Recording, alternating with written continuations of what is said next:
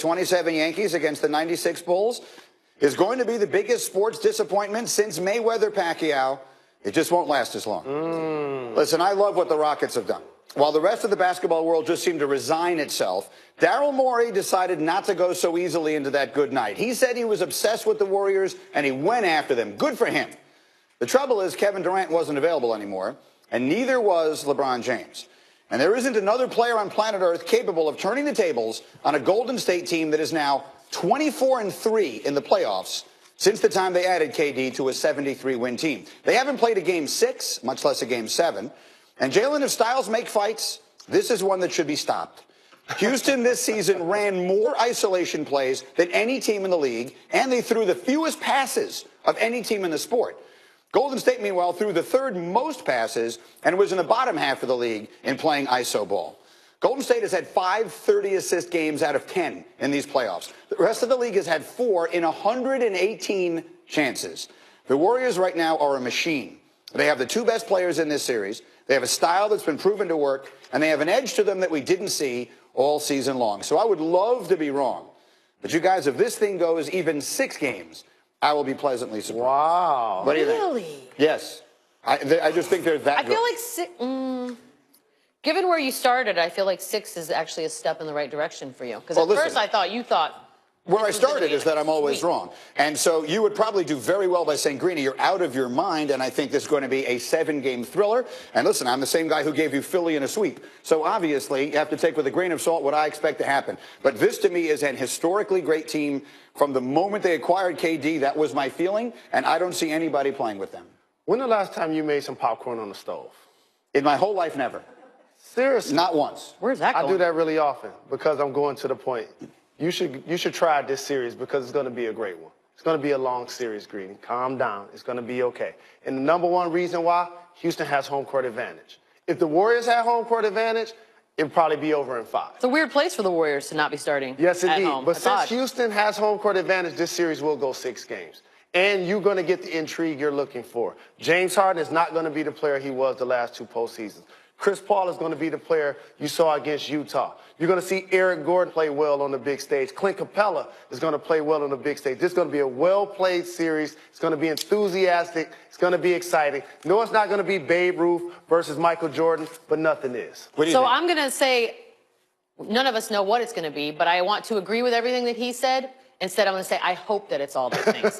Because I have no idea what version of James Harden we're getting. I don't know what Chris Paul we're getting. I don't know what version of the Warriors we're getting. That's what's the beauty of this whole thing is. But what I'm hoping for and what I really truly believe is that this is going to be the series of all the playoffs.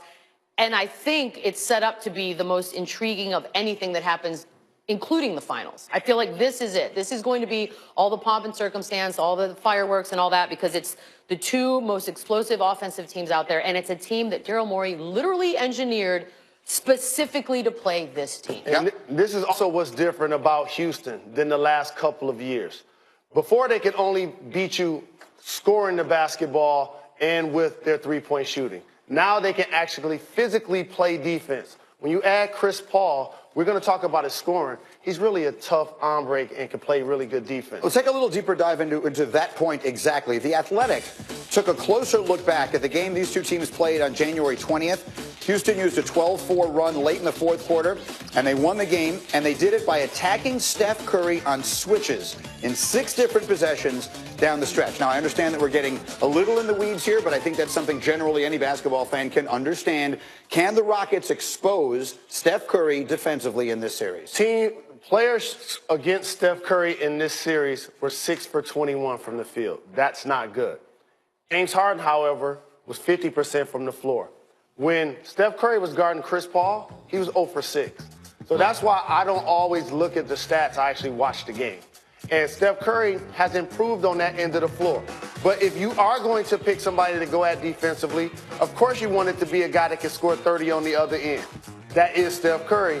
And your 2 best players happen to be guards in James Harden and CP3. So, yes, you want to go against Steph Curry versus going against Livingston, Iguodala, or Clay. But I'm not going to say that Steph Curry hasn't improved defensively. I just gave you that stat. The Rockets were #1 in iso ball, and they were last in the sport in passes attempted. Just literally passing the ball from one player to another. Can that style work against Golden State, or will they have to augment what they do at least a little bit against a Warriors team in a 7-game series? They must augment what they do. There's no way you're going to beat the Golden State Warriors by the way I saw them play against the Utah Jazz. If that team and that style shows up with no ball movement, they may get swept. Okay, this is what I'm basing this went on. from that to that. But this is what they do. This is how they won 65 games this year. Because, again, I would love to break this down maybe tomorrow. When you ISO, it limits paint scoring. It limits offensive rebounding. It limits second chance points. And here's the other thing you don't want to do against the Warriors. When you ISO a lot, you shoot the ball late in the shot clock. So what happens? You're taking a lower percentage shot. Kevin Durant, Draymond Green is getting the rebound, and they're gone. Off to the races. That is not a recipe for success. Oh, by the way, I did use it in the piece. Golden State #1 in the sport in fast break points this season. So you don't want to let them get out and running on you. Another note for basketball I wanted to mention here. Raptors head coach Dwayne Casey has been selected as the National Basketball Coaches Association's Coach of the Year, according to 2 people with knowledge of the voting. So this is not the official Coach of the Year award that we will talk about at the end when they present it. This was voted on by his peers. And interesting, as they ran through the list of all the other people who got votes, Brad Stevens did not get a single one.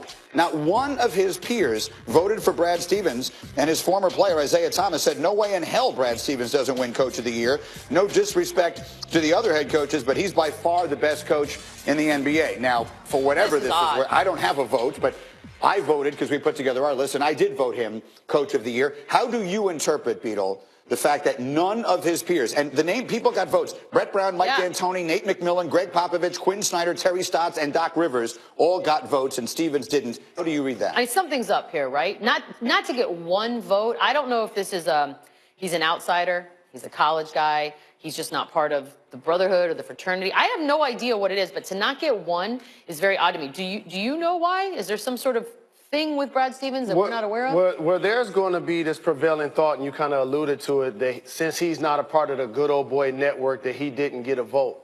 I'm going to look at it a little bit different. First off, Brad Stevens is a terrific coach, and we talked about this on Countdown. If you're talking about top coaches in the game, he's amongst the top 2 or 3, regardless of what list you're talking about. I know he hasn't won a championship. I know people like to base things solely on the rings, but to me, he's catapulted himself into that conversation. But it's more of what you alluded to earlier, Greeny. People around the league feel like the Celtics have talent. You just said it earlier in the show. Their closing lineup is 3 guys that were taken number 3. That's a lot of talent. Another guy that was taken in the lottery, another guy that was 16th overall. You're telling me DeMar DeRozan and Kyle Lowry, and they're not viewed as talent? Yeah, they are talent. Those are big, expensive names. Absolutely, but they did something that the franchise hadn't done because they were the #1 seed. And again, I'm not going to defend the coach's vote because I think Brad should. But we're not even defending the vote. Like, it's not like, oh, he didn't win. He didn't even get a vote. I think that's what's mind-boggling. I'm rolling with you. I think that's wrong. Like, the person who voted for Doc Rivers should not even be allowed to vote again. Well, it's a coach. Again, it's another coach. We're talking about his peers. Is it Doc Rivers? In this conversation. I like what you did. We will get back to this topic a little bit later coming up Doc here. did a good job. Because there's a lot more, if you will use the expression, meat on that bone. But let's meanwhile move on here. The process brought the Sixers a roster packed with talent. But when their best players came up short, the season ended. We'll take a look at where it went wrong coming up next. But first, we will play our favorite game. It's called 2 Stats and a Lie. Here, Jalen, are 3 stats about the Cavs and Celtics, who will meet in the East Finals starting Sunday. And one of them is not true. Is it that Terry Rozier leads all players in clutch scoring in the playoffs this year? I know the answer. Is it that LeBron has won each of his last 4 playoff series against Boston? Or is it that by average age, the Celtics are the youngest team to reach the conference finals since the Thunder in 2011? One of those and only one is not true. You'll find out which one next.